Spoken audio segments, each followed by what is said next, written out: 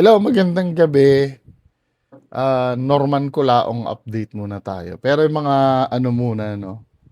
Mga side quest muna. Ito, nako, sir. Totoo bang ano, nag-usap kasi kami dalawa ni Tita Marbs eh. Kaya lang syempre, courtesy kay Tita Marbs na hindi ko pwedeng ikwento yung pinag-usapan namin. Pero feeling ko lang hindi natuloy yung demanda ni ano eh, ni Sir Alex Pabella kay Monica D. Eh. Yan ang sinasabi ko, no? Pag nagbitaw ka sana, di ba? Nagbitaw ka ng salita, yung may kinakausap ng lawyer, may inaano na dapat ituloy, di ba? Parang walang nangyari dun sa taning ni Tita Marbs. Paano pa kayo paniniwalaan yan, men? Di ba? Kaya lang, ito yung problema. Si Ma'am Monica D. Mag-ingat sa tahimik, baka may surprise. Dagang dom daw. Anong dagang dom? Kasi alam ko si Ma'am Monica pumunta ng CICC to eh. Ayan oh. Binigyan ka ng chance ng asawa ko. Ito kinoment sa akin to ha. Binigyan ka ng chance ng asawa ko para magpaliwanag o umamin ka sa pagkakasala mo pero response wala. I don't know kung ano yan. Pero alam ko, sa pagkakaalam ko, pumunta na CICC to. Hala, 'di ba? Tita Marbs, baka mamaya kasama ka. Kaya sinasabihan ko na si Tita Marbs eh, huwag kayong masyadong mayabang na tataningan nyo pa yung tao. Kasi ako, kung akong titingin, ano, bagamat ito, may nakausap ako lawyer, no? Ang opinion ni Attorney Duterte, yung pinagpo-post ni Tita Marbs, ay hindi harassment. Yung tinataningan na kakasuhan kita, bla bla bla bla. Hindi naman daw harassment. However, unang-una, ang sabi kasi ni Attorney Duterte sa akin, yung sinasabi niyang kakasuhan ay karapatan daw yon. Ay, ano ba yun? Sorry ha. Baka ma-misquote ko eh.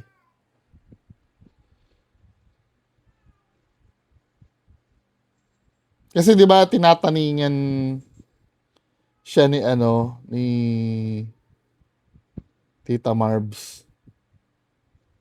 Saan na ba yung ano sa akin ni Attorney Duterte? Ito yung tanungan ko eh, pati si Sir Mike eh. Sir Mikey. Sabi kong ganon, attorney harassment to kay Monica, di ba? Honestly po, parang couch siya as warning lang daw. Hindi siya pananakot. Ang guide nyo po dyan, valid ang pagsabi or pag-assert ng karapatan pag may pagbabanta na ng krimen. Yan po yung bawal. Pero baka may iba pang sinabi yan.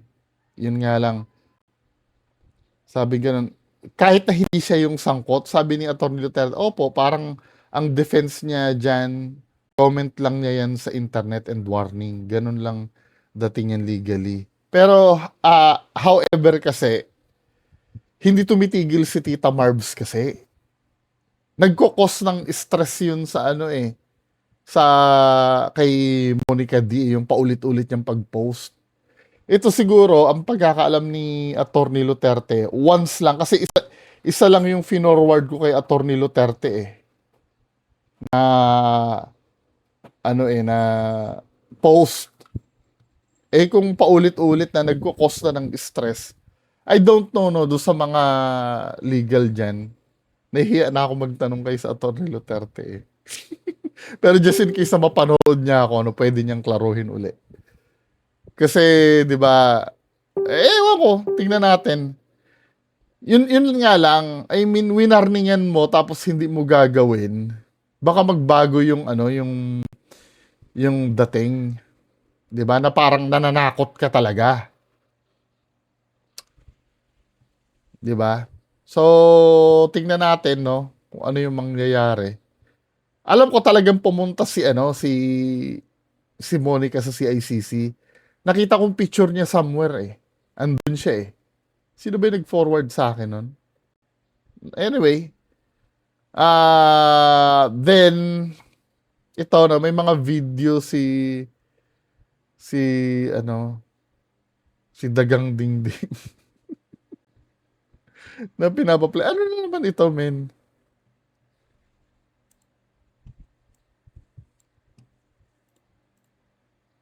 Yes, alam ko na bang ikaw ay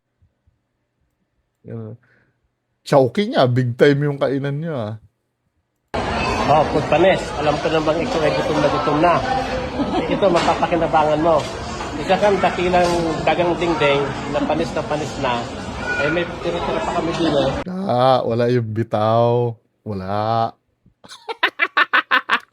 Dagang Dingding na panis na panis. Eh, pwede nito sa iyo. Kunin mo ito, i-content mo at na ikaw na may kapakinabangan. Walang, yung rebat nyo kasi, men, ganito, no? Alam mo kung ba't lalo kayo nagmumukhang talo? Yung rebat kasi ni Sir Alex Pabella, walang sense. Sorry, Sir Alex Pabella, ha? Tinan mo. Panes, alam ko na bang ikaw ay gutom na. Oh, Eh, ito, mapapakinabangan mo. oh. Isa kang dakilang dagang dingding na panis na. Eh, may tira-tira pa kami din eh. Eh, pwede nito sa iyo. Anong banat yun?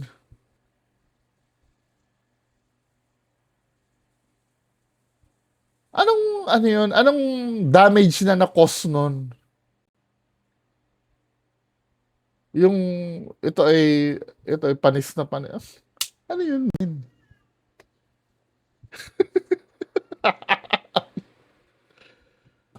Kasi sa totoo lang, yung mga banat na ganito, lumalabas yung level ng mentality nyo kasi eh.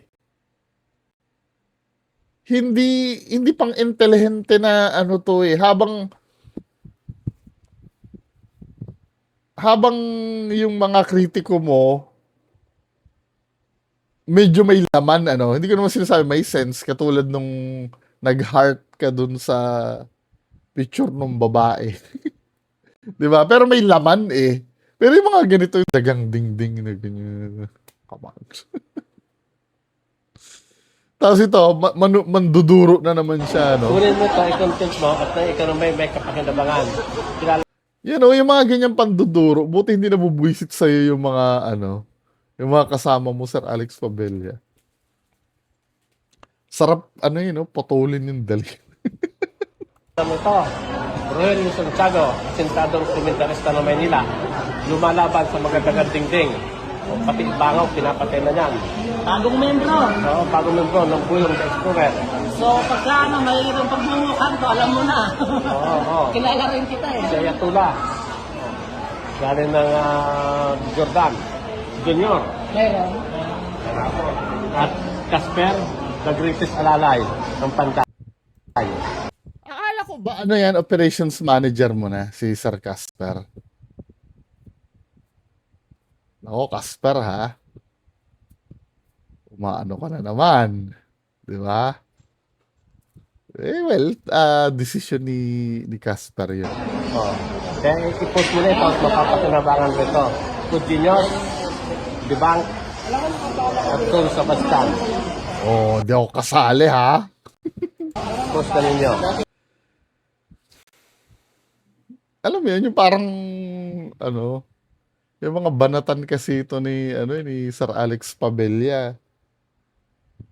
Mga pang below sea level na IQ. Anyway, so ano tayo, no? Punta tayo, dako tayo doon sa updates kay Tito Norms. Mga nasagap ko, yung may paghuhukom daw ngayon eh. Huwag kayong mag-alala, makikibalita tayo, no? Kaya lang, pag nalaman ko din yung balita, hindi ko rin pwedeng sabihin eh. Abangan natin kay Puji News. Ano ba itong paghuhukom na to? When you say paghuhukom, baka ito yung sa human trafficking ba? Or ano? Tingnan natin, no? Kung ano man. Kasi pinakikita dito, akala ko nung una AI ito. Legit pala. ano, no, parang nakakaawa din yung sitwasyon. Hindi sa naaawa ako, pero yung ano niya, nakakaawa din yung ano niya, no, yung lagay niya. Biro mo nakakatulog ka na dun sa ano, sa casino floor. Para bang sinasabi dito, kahit na magara yung kwarto niya, maganda, hindi siya nakakatulog dun.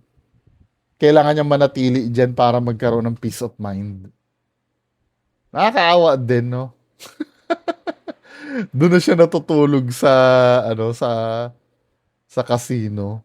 Na laging hawak niya yung cellphone, nag-aabang siya ng balita kung ano yung mangyayari, 'di ba? Tapos hindi rin siya makapag-live. Nami-miss ka namin, sir. Mag-live ka na. Tito. Tapos yung sabi ko na tama yung hinala ko dito eh. Yung kay Sir Erwin Siar eh. Na hindi lang siya yung pumunta doon. 'Di ba? May kasama siyang babae eh. Pero hindi ibang ano sila yata ni Ma'am Monica di na pumunta eh. Ibang araw eh. Hindi yung ano eh. Nag-aano din oh. Nag-slot machine si Sir Erwin. Dapat yung sombrero mo NY din. Sir The Kings, NY din dapat. Kuhang-kuha mo na yung ano eh. Ito, pangalawang araw niya sa, ano, di ba? Sa, anong tawag dito, sa CICC. Feeling ko nagpapaano na to eh, nagpapa-authenticate na ito ng evidence eh. Or siguro mga conversation, no? Tapos pumunta siya sa, ano, sa Manila City Hall. Ano yung ginawa nila sa Manila City Hall? Doon ba sila nag-file ng complaint? Sa Manila City Hall? Sino yung taga Manila City Hall?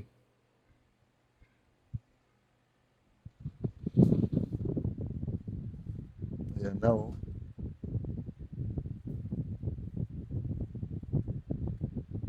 Tapos ito, yung kasama niya dito, nahiya kasi ako magtanong kay Sir Erwin. Pero may message ko to Sir Erwin. Hindi ko kilala yung kasama niya dito, pero pag narinig ko siguro yung pangalan, baka ma-recall ko. Tapos si Sir Mighty Manong din nagsabi na i-share ko ito kagabi eh. May message ko din at pag-usapan natin bukas ano. Siyempre ask ko muna kung pwede ko i-share sa inyo o hindi. Wala, hindi pala yan, sorry. Ito, sakit sa ulo, kulaong nagdatingan na ang mga taong nabudol mo para mag-file ng nako.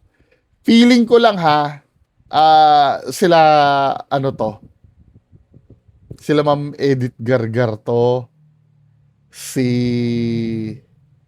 Karen Whitmore, kung sino man sa mga yon, nagdatingan na daw mga tao eh. So madami ito. Kasi si Ma'am Karen Whitmore na delay, 'di ba? April dapat uuwi 'yan. Eh June na. Malamang ito na 'yon. Yung mga napangakuan kasi nung time na yan si Tito Norms kasi noon ay maraming supporter. I don't know kung nare-recall pa ng mga dating nakasubscribe sa akin noon pa. Napapagkwentuhan na namin nila Sir Earvlog dito yan sa channel namin. May araw ng paniningil kasi yan. Ngayon, syempre, kaya nakakapagbigay sila ng pera. Syempre, may mga promises, may mga aasahan, yung mga nagbigay ng tulong. Eh, hindi naman pwedeng habang buhay kasi ganun. 'Di ba? Darating din talaga yung time na kailangan may makuha din sila doon sa ipinangako ni Tito Norms. Eh siguro na-delay, hindi na naibigay. At some point niya binabaliktad niya na eh. 'Di ba? Sinasabi niya yun ay tulong nyo, hindi yun ano. For example, ito kay ano no, kay Ma'am Arceli. Puntahan nga natin tong kay Ma'am Arceli. Ito ay nasa channel ni Sir Nasukir eh. Si Ma'am Arceli.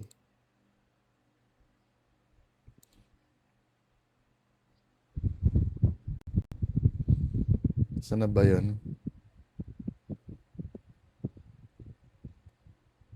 Yung kausap niya, ito oh. Kung pwede sa bangko eh. Dahil Oh. puno na rin yung bangko ko.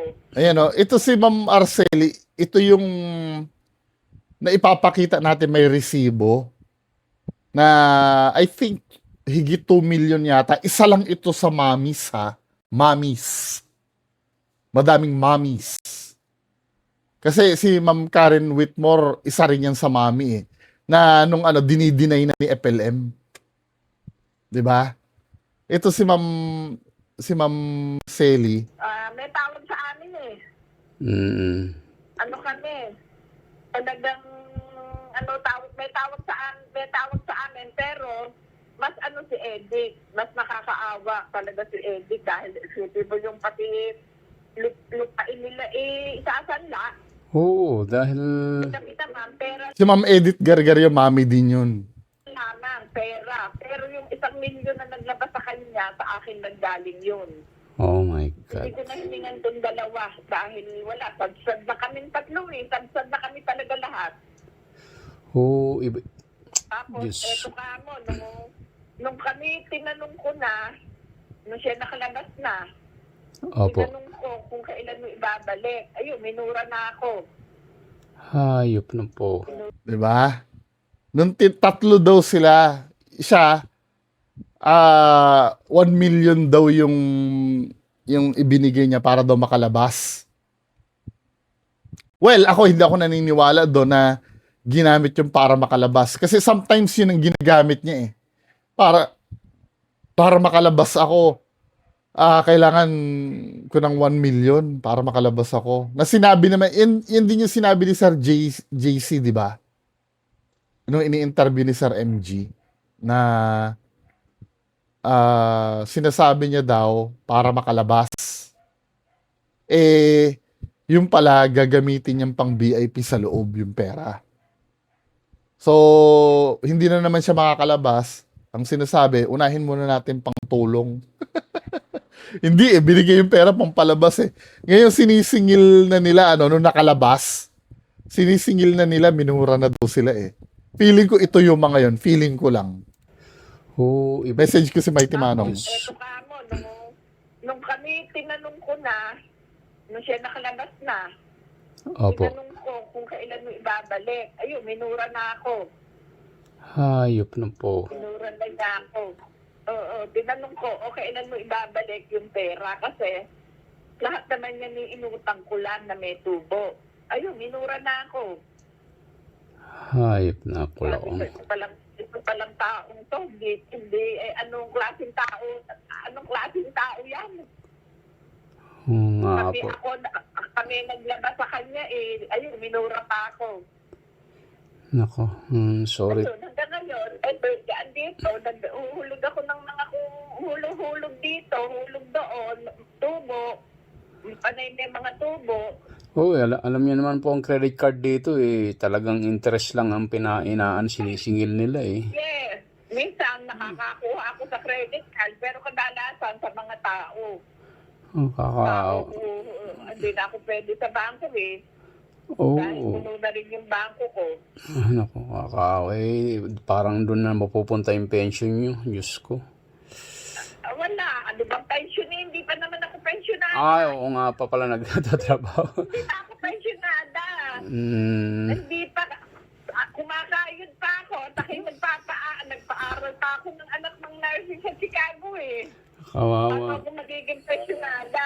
Kawawa naman po kayo, ate. Wala tayong magagawa. Ito lang yun sa masasabi ko. Ang tao sa mundo, dalawa.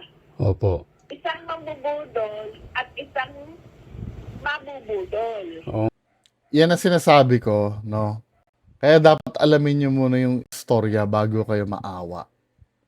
Itong mga to, mga matatanda ito. Mga senior ito. Yan ang tatandaan nyo. Mga senior citizen niya, mga yan. Ito, almost, at pagkakaalam ko, almost 2 million ang nakuha dito kay Ma'am Selly. May kinikwento pa si Sir JC. Ito, confirm si Ma'am Karen Whitmore, di ba? Nagpa-interview yung kay MG. I think millions din yata yon. Mga nalubog sa utang niya hanggang ngayon binabayaran pa. May kinikwento dito si Ma'am Arceli, si Ma'am Edith, nagbenta ng lupa. Idinidemanda ng kamag-anak sa Ilocos kasi binenta para kay FLM. Tamo. Talaga si Edith dahil isipin mo yung pati lupain nila isasanla. Oo, dahil Kita ma'am, pera lamang, pera. Pero yung 1 milyon na naglabas sa kanya, Tama ha, ipakwento natin. iba pa yung dala sa kanya ni Edith Gargar, iba pa yung tulong ni Edith Gargar. Si Edith, hindi namin kasali yan sa pagtulong. May sarili siya. nakarekta na May po siya. sarili siyang pondo. Ha? Nakarekta na po siya. May sarili siya. Kaya nga si Edith idinimanda pa yan ng mga pamangkin niya. Di ba? Dinimanda yan dahil, may idinimanda siya ng mga pamangkin kasi yung lupa na may kita na pinagsasakahan sa tatay niya, iyon ang pinadadala ni Edith kay FLM. Kaya Diba? Yung lupa. dinimanda siya ng mga pamangkin. Hala. Yun yung isinangla niya na nagagalit kayo yung kamag-anak ni Ma'am Edith Gargar. 'Di ba? So ilang mga tao 'yan na naloko. Hindi nyo kasi nakikita kasi hindi nagdedemanda itong mga ito eh. It's either nahihiya, 'di ba? Or nasa ibang bansa sila, hindi nila alam kung anong gagawin. Tapos nung napahiya si FLM sa sa Napolcom, 'di ba? Hindi dapat tama, hindi tama ganun yung ginawa. Ewan ko sa inyo, maaring tama kayo, no? Pagdating sa pamamahiya na 'yan, pero sa amin na nakakaalam ng buong istorya, ako lalo na sa akin, justifiable 'yun. 'Di ba? Well, sa akin 'yun, Ngayon kung feeling yung mali, edi bahala kayo. Pero feeling ko magbabago ang pananaw nyo pag nalaman yung kabuuan ng mga pangyayari. Kasi some of you, mga bago, hindi alam kung gaano kalalim yung yung damage na ginawa nito eh. Ang nakikita lang kasi nung iba, away vlogger. Away vlogger na unjust vexation lang nga naman, 'di ba? Na bakit ipinahiya ng ganon. Hindi naman daw siya pumatay ng tao. Tapos ang sinasabi niya, mga nang-i-scam, ano na yan, ano na daw yun, acquitted na daw siya lahat. Diba? Na hindi naman totoo. Anyway, wait tayo sa mga susunod na mangyayari. Ha?